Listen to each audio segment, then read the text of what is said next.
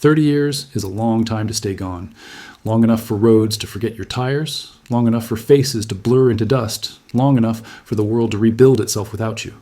But the asphalt never forgets the weight of a man, and my Harley, an old 86 rebuilt so many times she's more soul than steel, seemed to know the way home even if I didn't. The sun was dropping low when Arizona finally rose on the horizon, burnt orange and bitter as old whiskey. I'd spent 3 decades rolling from one end of the country to the other under the colors of the Iron Revenants MC, and every mile carved another line in my face. I was 52 now, shoulders stiff, knuckles cracked, lungs scarred from smoke and gunpowder. But the road had kept me alive, even when I didn't want it to. Home? That was a different story. Most folks think bikers leave home because they hate it. Truth is, sometimes you leave because you're not ready to face what you might become if you stay. I walked out on everything at 22. My wife, my infant son, the ranch I'd inherited from a father who died too young. I wasn't afraid of responsibility. I was afraid of becoming the same angry ghost he'd been. So I did the only thing I knew how to do. I rode. Over the years, the ranch became something else, more than a patch of desert dirt and scrub. I poured every dime I didn't drink or gamble into it. Built garages, machine sheds, a paint shop, a test track, even a few private cabins. Word spread. The place grew into a quiet powerhouse in the world of custom choppers, rare parts, and outlaw engineering. Last I'd checked, the land alone was appraised north of $20 million. Not bad for a guy who'd once slept under his bike to keep coyotes from pissing on him. I expected the place to be empty, maybe run down. What I didn't expect was music. The gates were cracked open when I rolled in. Not the rusty grind I remembered. These were new, reinforced, polished black steel with some fancy laser-cut emblem I didn't recognize. The driveway lights were on too, even though it wasn't dark yet. Someone had painted the garages, resurfaced the track, hung banners I sure as hell didn't put up. And the music. Bass-heavy, electronic garbage that made the walls vibrate. My ranch, my sanctuary, was alive, occupied, claimed. I killed the engine and the world went quiet for a breath. My boots touched the dirt and dust curled up like it recognized me. Then I heard laughter, young voices, engines revving in the distance, foreign engines, not American iron, not my style, not my people. I walked toward the main garage, each step waking something cold in my gut. Memories flashed. My little boy crawling on the shop floor, grabbing at wrenches. My wife shouting after me as I slammed the door, the way the house looked in the mirror as I rode away for the last time. I reached the open bay door and froze. There were 6 bikes inside, sleek, expensive, and modded beyond recognition. Men I'd never seen and lounged around like they owned the place. Tattoos that didn't belong to any club I knew. They didn't notice me, not at first. But I noticed something else. A framed photograph on the wall. A boy, 8 years old maybe, and me behind him, hands on his shoulders, both of us smiling like the world wasn't already broken. I hadn't seen that picture in 30 years, and then a voice came from behind me. A man's voice, familiar in a way that punched straight through bone. Well, look who finally crawled out of whatever hole he's been hiding in. I turned slowly. He was taller than I expected. Lean, hard jaw, mean eyes, black hair tied back, tattoos up both arms. Some cheap, some old-school prison ink. He wore a custom shop shirt with my ranch's logo on it. And underneath the wrinkles of anger and ego and whatever poison he'd been drinking, I recognized him. My son, Ryder, the boy I left behind. He didn't step forward to hug me, didn't smile, didn't say he missed me. He just folded his arms and said, "You're trespassing." Something inside me went still. Not angry, not sad, just still. I'd come home expecting ghosts. Instead, I found a throne built from my sweat, and my own blood sitting on it like a king. Ryder didn't offer me a beer, a handshake, or even a damn chair. He just stared at me like I was some strayed dog that wandered too close to his porch.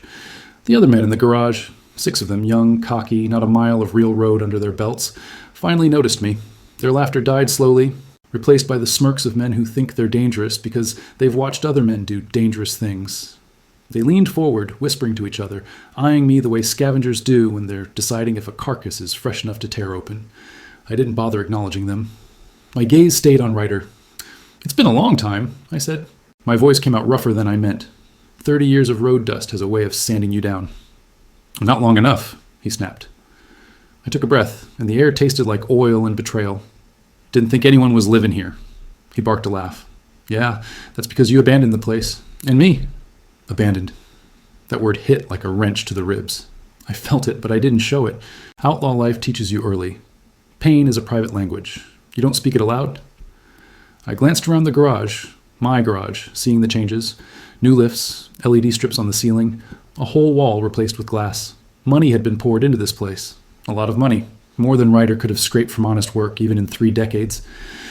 "Looks like you've been busy," I said. He shrugged. "Someone had to take over when you rode off to play dead." "You're running the ranch now," he smirked. "Running? No, owning, almost." Almost. That word slid wrong into my mind. "I still hold the deed, Ryder. For now." He didn't bother hiding the challenge. One of the younger guys, a kid with a shaved head and a cheap chain around his neck, stepped toward me like he wanted to prove himself. Ryder raised a hand without taking his eyes off me, and the kid froze mid-step. Good. He at least commanded his pack. But then Ryder turned, walked to the workbench, and picked up a folder. Thick, heavy, stuffed with papers that looked too crisp to be old. He slammed it into my chest. "Go on. Open it." I did. The first page was a notarized document. Power of attorney. My name forged in confident. Practice strokes. "What the hell is this?" I asked quietly. "Protection," Ryder said. "You've been gone 30 damn years, old man. I built this place. Made it something. Everyone thinks it's mine because it is mine. You forged my signature." "I corrected a mistake," he snapped. "A mistake called you." The other men chuckled. Ryder didn't. His eyes stayed locked on mine, burning with decades of resentment I'd never been there to tend to or to heal. "You think I'm just going to hand everything over?" I asked. He leaned in so close I smelled the whiskey on his breath. "No, I think you're going to leave. Again, because you always do." His words weren't shouted. They didn't need to be. Quiet venom cuts deeper. "And if I don't?" I asked. Ryder smiled. The same crooked smile he'd had when he was a kid, only now it looked sharp enough to slice flesh. "Then my crew and I make you." The men behind him straightened like they'd been given permission. Knuckles cracked. Chains rattled. Boots shuffled. But Ryder wasn't finished. "You walk out of here, old man, and I'll let you keep your bike. You stay, and I'll bury you out back next to the life you threw away." That should have made me angry. Should have lit the fuse. But instead, something else rose inside me. Slow, cold, steady. Pity. Because Ryder didn't understand the kind of man he was threatening. He didn't understand the life I'd lived, the bodies I'd seen, the ones I'd put in the ground myself. He thought 30 years on the road made me soft. He thought age meant weakness. He thought wrong. I closed the folder and handed it back to him. "I didn't come here looking for a fight," I said. Ryder scoffed. "Good, because you'd lose. But if you want one..." I stepped closer, boots scraping the concrete, making every man in the garage tense. "You damn well better finish it when it starts." Just... Silence snapped through the room. Ryder's jaw clenched, but he didn't swing. Not yet. Instead, he pointed toward the house. My house. "You can sleep inside tonight. Guess it's the least I owe you for existing." A mockery of hospitality. A warning. A dare. I nodded once, then turned and walked out of the garage. The men muttered insults under their breath as I passed. I didn't bother listening. The night air outside was cold. Quiet. A stark contrast to the storm I felt growing under my ribs. My son hated me. My ranch was infested with strangers. And someone, probably Ryder, was moving big money through this property. Money that didn't smell clean. 30 years on the road taught me to read danger like weather, and right now the sky tasted like a coming storm. I headed toward the house, each step heavier than the last. I didn't know whether I was walking into a homecoming or a battlefield. Either way, I was done running. I didn't sleep that first night back home. Not because the mattress was too soft or because the house smelled different. Hell, it smelled like beer, motor oil, and bad decisions, which was about what I expected. No, I didn't sleep because the ranch didn't feel like mine anymore. It felt occupied. Like every wall, every board, every bolt in every garage was holding its breath, waiting for me to decide what kind of hell I was willing to unleash. The moonlight leaked through the blinds in thin silver stripes as I sat on the edge of the bed. My hands rested on my knees, the old scars on my knuckles pale against my tanned skin. Every scar had a story. Most of them ended with a man on the ground. Tonight, they felt like reminders. Warnings from a past life telling me I wasn't done fighting yet. Around 3 a.m., I heard engines. Not mine. Not any bike worth respecting. These sounded like buzzsaws cutting through tin. Ryder's crew. I stepped to the window. The Outriders, if that's really what they called themselves, were doing laps on the test track, showing off tricks they barely knew how to land.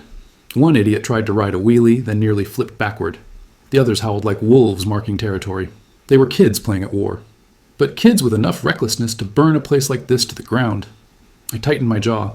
If Ryder thought this ranch was his personal playground, he was about to learn something about the man who built it. By sunrise, I was already out the door. The desert air was cold, sharp enough to wake a dead man.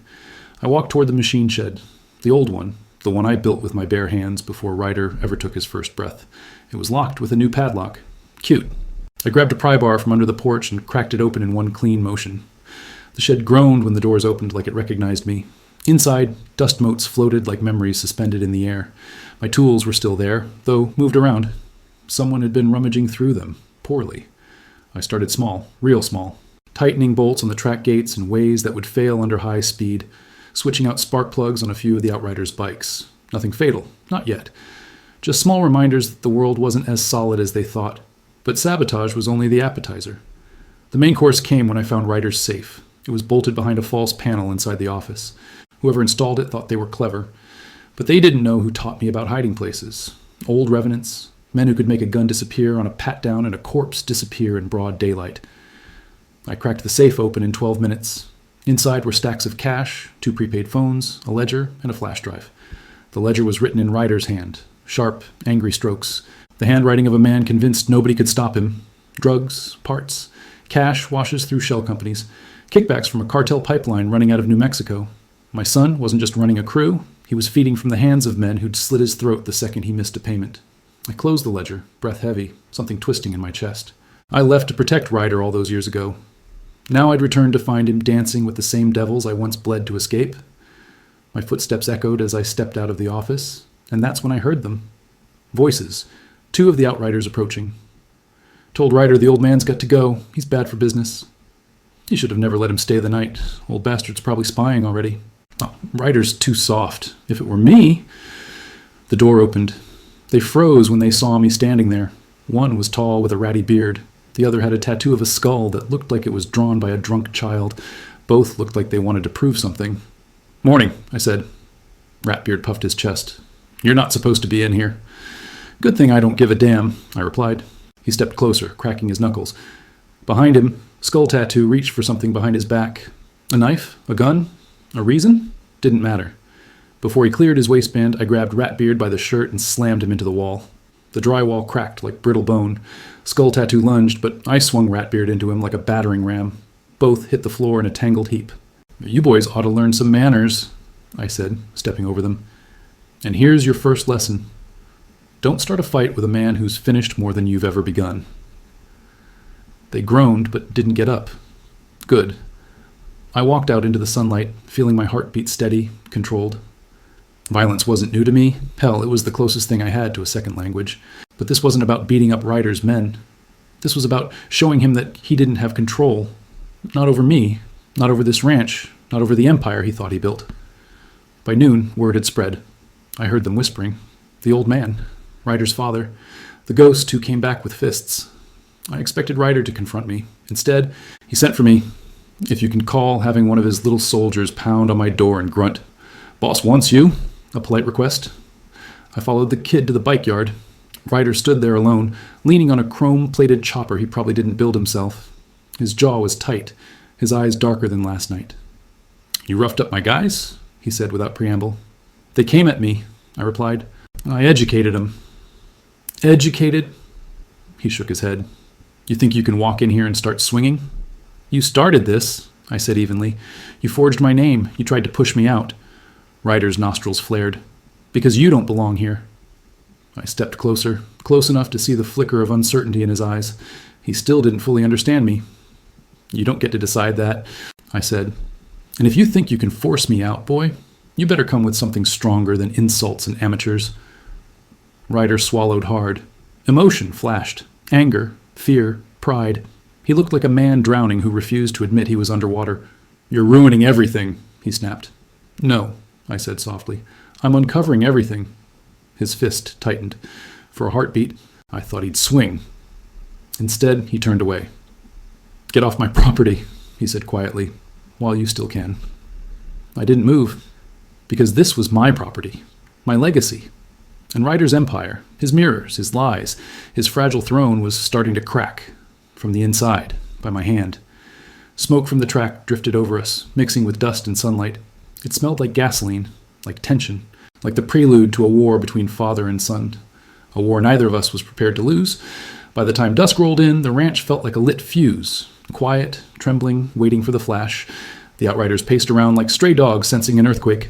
Engines revved for no reason, doors slammed. Voices rose and fell like storms behind thin walls.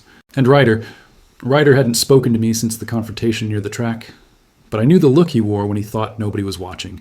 The stiff jaw, the restless hands, the way he kept checking his phone like he expected a call that might save him from himself. I'd worn that look myself, years ago. It was the face of a man who'd lost control of the lie he'd been living. As the sun bled itself out over the Arizona sky, I headed to the old barn, the only place left untouched by Ryder's renovations. My father built it. I rebuilt it. Ryder had ignored it completely, maybe because it carried too much truth in its beams and boards. Inside, dust swirled in slow spirals. My breath echoed. The place smelled of hay, oil, and memories that should have stayed buried. I needed to think. But thinking was dangerous, because every thought led back to Ryder, and the ugly truth that he wasn't just my son. He was the reflection of the man I'd been running from all my life. I heard footsteps behind me. I knew you'd come here. Ryder's voice was tight, wound like barbed wire. I turned. He stood framed in the doorway, light behind him, shadows across his face. He looked older than he had yesterday, or maybe I was finally seeing him clearly. What do you want, Ryder? He stepped inside, fists clenched. You ruined my deal, he said.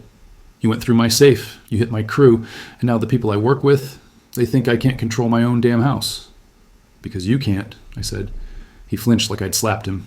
You think you can just walk back into my life and act like some father figure? You were never a dad. You were a ghost with a motorcycle. I absorbed that, let it cut the way it needed to. You're right, I said quietly. I wasn't there. I won't pretend it didn't mess you up. But stealing from me, forging my name, crawling into bed with a cartel, none of that fixes what I broke. He laughed, harsh and hollow. You think this is about fixing anything? This is survival? No, I said. This is you drowning and calling it swimming. His eyes narrowed. I built something here, old man. More than you ever did. You built it on illegal money, on lies, on borrowed time. I stepped closer. You built it on sand, Ryder. He didn't back up, didn't blink. You left me, he whispered, and everything I am is because of that. The weight of those words hit harder than any punch I'd ever taken, but before I could respond, the barn door exploded inward. 3 men stormed in, armed, tense, wearing expressions that belonged to men who'd already decided how the night would end. They weren't outriders. These men had the quiet, polished cruelty of cartel enforcers. Ryder stiffened. I told you to wait outside. The tallest one shook his head. You lied to us, Ryder. Money's short, product's late, and now we hear your long-lost father is causing problems. His eyes locked on me. So this is the legend?